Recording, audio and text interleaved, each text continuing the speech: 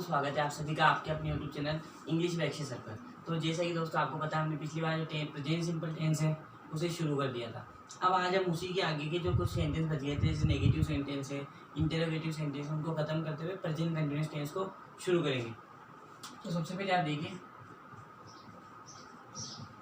Tense में हम पढ़ रहे थे present simple tense.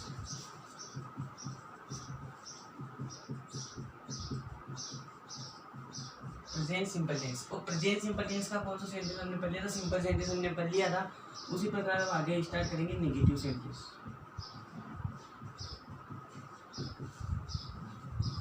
Negative sentence देखिए पहला सेंटेंस,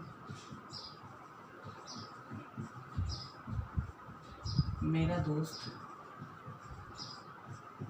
चाकू से अंगुली नहीं काटता है। दूसरा है वह बाजार नहीं जाता है। तीसरा है मैं खाने के लिए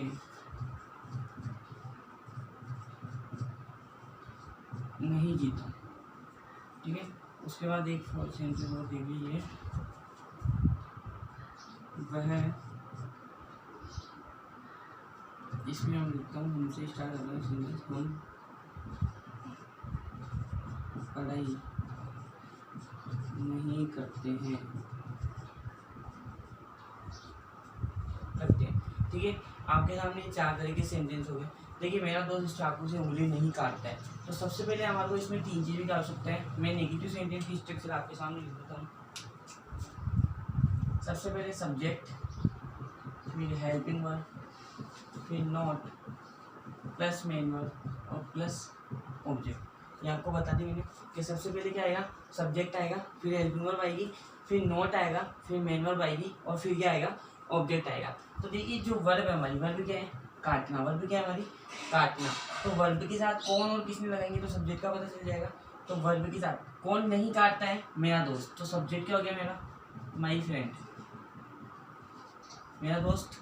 ठीक है, उसके बाद क्या आएगी, हेल्पिंग वर्ब। और प्रेजेंट सिंपल टेंस की हेल्पिंग वर्ब क्या आती है, डू और डज। क्या आती है, डू और डज। तो आपको पता है जिसके पीछे, जिस भी हेल्पिंग वर्ब के पीछे एस या ईएस होता है, जिस भी हेल्पिंग वर्ब के पीछे एस या ईएस होता है, वो हमेशा आपको सिंगुलर थर्ड पर्सन के साथ काम में लेनी है। किसके साथ काम में लेनी है, थर्ड पर्सन के साथ। और जिस भी हेल्पिंग वर्ब के पीछे एस और ईएस नहीं होता है उसको आप फर्स्ट पर्सन और सेकंड पर्सन के साथ काम में लेोगे।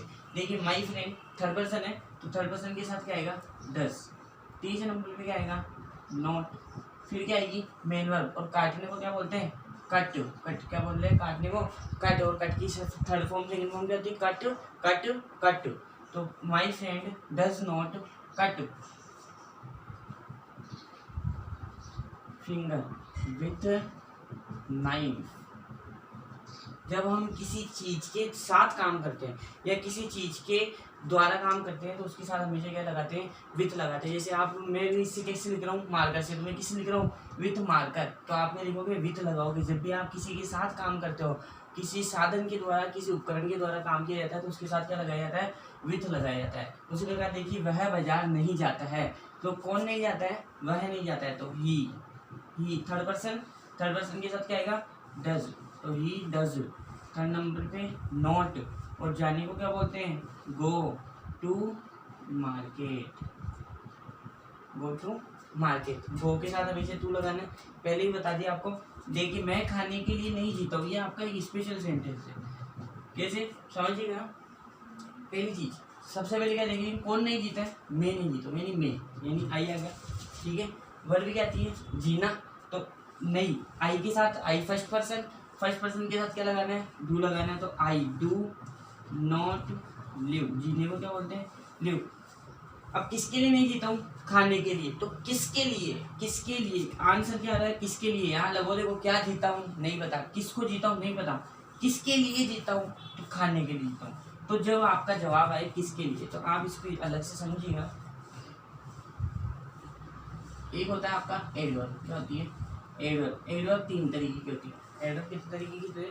3 तरीके की होती है। इसमें क्या होता है, एक होती है एम, एक होती है पी, एक होती है टी, यानी मैनर, प्लेस और टाइम। मैनर, प्लेस और टाइम। मैनर का मतलब जब हमें किसी चीज़ का उद्देश्य बताना है, किसी चीज़ का उद्देश्य बताना है, जब हमें किसी चीज़ की जगह बतानी है, और जब हमें समय बताना है। जब हमें क्या बताना है? समय बताना है। तो जब हमें किसी चीज़ का उद्देश्य बताना है, यानी हम किसी भी काम को क्यों कर रहे हैं, उसका रीजन क्या है, तो उस रीजन को बताने के लिए क्या काम में लेते हैं? एडवर्ब। जब हमें किसी चीज़ में जगह बतानी है, यानी मैं कहाँ जाता हूँ, स्कूल जाता हूँ, तो स्कूल क्या हो गई? जगह हो गई। टाइम, यानी जब भी मैं क्या बताता हूँ समय, में स्कूल कब जाता हूँ? 8 बजे जाता हूँ, तो टाइम क्या हो गया? एडवर्ब हो गई। तो इनको बोलते हैं adverb of manner, adverb of place, adverb of time. यानी इन 3 तरह की जो एडवर्ब है हम उनका प्रयोग में लेंगे। देखिए, खाने के लिए जीता हूँ, तो खाने के लिए उद्देश्य बता रहा हूँ, किसके लिए? तो उद्देश्य बता रहा हूँ। इसका आंसर क्या होता है हमेशा? किसके लिए। इसका आंसर होता है कहाँ, और इसका आंसर होता है कब। ठीक है, तो किसके लिए जीता हूँ? खाने के लिए। तो आई do not live for food. एक तो ये आ गया आपको समझ में। एडवर्ब जब भी आएगी तो उसको एडवर्ब लगा देंगे, ऑब्जेक्ट है नहीं इसके अंदर। दूसरा देखिए, अगर मैं इसको खाने को भी क्या बना दूं? वर्ब बना दूं। मैं खाने के लिए नहीं जीता हूँ, तो आई डू नॉट लिव। अब खाना क्या है? वर्ब है। तब जब भी 2 वर्ब एक साथ आती है उसके लिए क्या लगाते हैं? टू लगाते हैं, और दोनों वर्ब को क्या कर देते हैं? जोड़ देते हैं। जैसे I do not live to eat, यानी खाने के लिए नहीं जीता हूँ। 2 वर्ब एक साथ आ जाती है तो उसके बीच में क्या लगा देते हैं? टू लगा देते हैं। आप इसको 2 तरीके से बना सकते हैं। एक आप इसको एडवर्ब वाले तरीके से बना सकते हैं, एक आप इसको डबल वर्ब वाले तरीके से बना सकते हैं। दूसरा देखिए, हम पढ़ाई नहीं करते हैं, तो हम क्या होगा? वी। अब वी फर्स्ट पर्सन, तो वी डू नॉट स्टडी, या फिर क्या लिखेंगे? रीड। रीड का मतलब भी पढ़ना ही होता है, स्टडी का मतलब भी पढ़ना ही होता है। तो वी डू नॉट स्टडी। ये आपके हो गए 4 तरीके के सेंटेंस। अब अगला देखिए, ये हो गया नेगेटिव सेंटेंस स्ट्रक्चर। अब अगला बता रहा हूँ आपको इंटरोगेटिव सेंटेंस।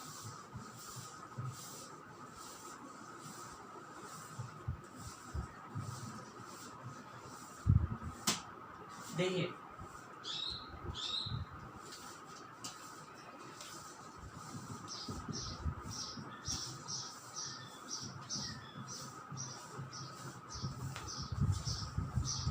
इंटरोगेटिव सेंटेंस यानी प्रश्नवाचक वाक्य।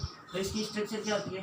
Helping verb plus subject plus main verb plus object plus question mark, या फिर WH verb plus helping verb plus subject plus main verb plus object plus question mark. ये structure होती है। अब इसमें देखिए,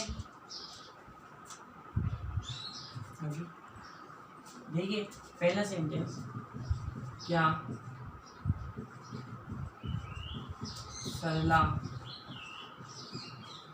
अपने पति को मारती है। और दूसरा सेंटेंस है, राधा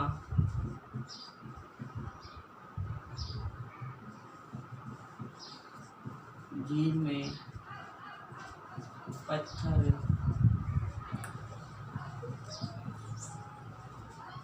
कब फेंकती है। ठीक है, तो देखिए 2 तरीके के सेंटेंस है। पहला हेल्प वर्ब से शुरू रहने है, जो भी हेल्प वर्ब से शुरू होगा उसमें हमेशा आगे की तरफ क्या आएगा? क्या आएगा। और जब हमारा सेंटेंस WH वर्ड से शुरू होगा तो आगे की तरफ क्या नहीं आकर बीच में कोई ना कोई अर्थ आएगा, जैसे कब, कहाँ, क्यों। ठीक है, तो इसमें क्या आ रहा है? कब। अब कब का मतलब क्या होता है? व्हेन। कब यानी व्हेन। तो अब देखिए, क्या सरला अपने पति को मारती है, तो कौन मारती है? सरला। सबसे पहले आपको पता करना है सब्जेक्ट क्या है। जब भी आप इंटरोगेटिव सेंटेंस बनाओगे आपको सबसे पहले पता करना है कि हमारे सेंटेंस का सब्जेक्ट क्या है। तो देखिए, सरला अपने पति को मारती है, कौन मारती है? सरला मारती है। तो यहाँ पे लिखना आपको सबसे पहले सरला। अब सरला क्या है? थर्ड पर्सन, और थर्ड पर्सन के साथ क्या लगाते हैं? डज लगाते हैं, तो डज सरला। ठीक है, अब क्या आएगी? मेन। मारती है, मारने को क्या बोलते हैं? बीट। बीट। हर, अपने के लिए क्या लगाएंगे? हर, क्योंकि सरला क्या है? लड़की, और लड़की के लिए क्या लगाते हैं? ऑब्जेक्ट में हर लगाते हैं। तो her does Sarla beat her husband. ये आपका हो गया क्वेश्चन मार्क वाला। अब इसमें देखिए राधा झील में पत्थर कब फेंकती है, सबसे पहले क्या आएगा WH वर्ड। तो WH वर्ड क्या आ रहा है कब, यानी व्हेन, तो व्हेन। अब वापिस सब्जेक्ट पता करना है, राधा थर्ड पर्सन है तो थर्ड पर्सन के साथ क्या लगाएंगे हेल्पिंग वर्ब डज, फिर क्या आएगी राधा। अब मेन वर्ब लगानी है तो फेंकने को क्या बोलते हैं थ्रो, ठीक है, स्टोन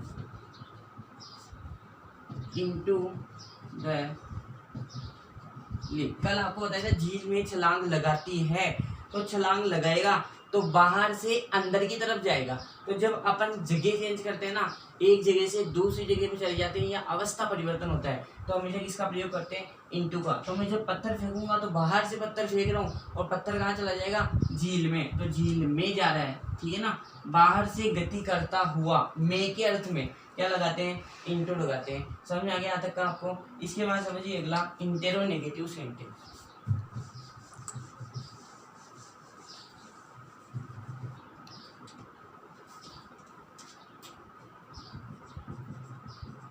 इंटेरो नेगेटिव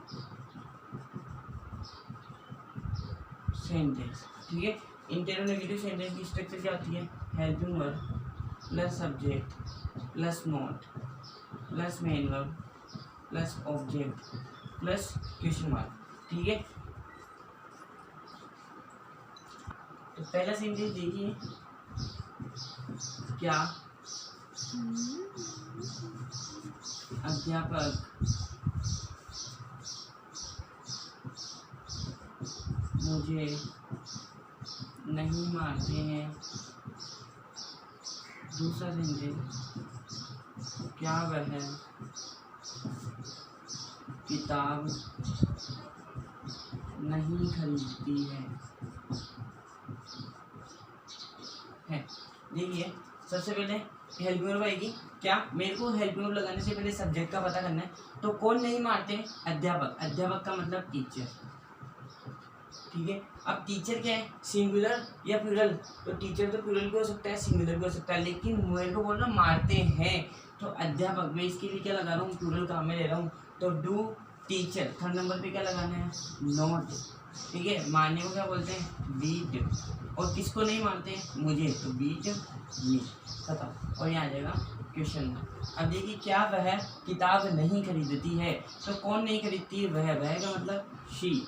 आगे क्या आ जाएगा डज शी नॉट, खरीदने को क्या बोलते हैं buy, she does she not buy book, ये खत्म। तो आपका जो ये प्रेजेंट सिंपल टेंस की 4 तरीके के जो सेंटेंस थे, यानी सिंपल सेंटेंस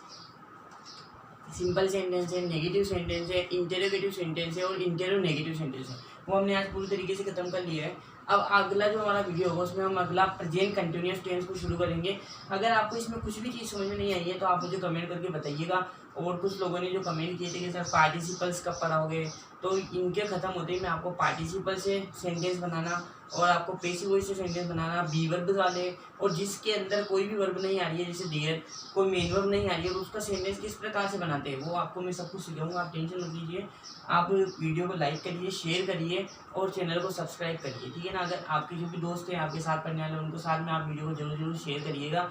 धन्यवाद।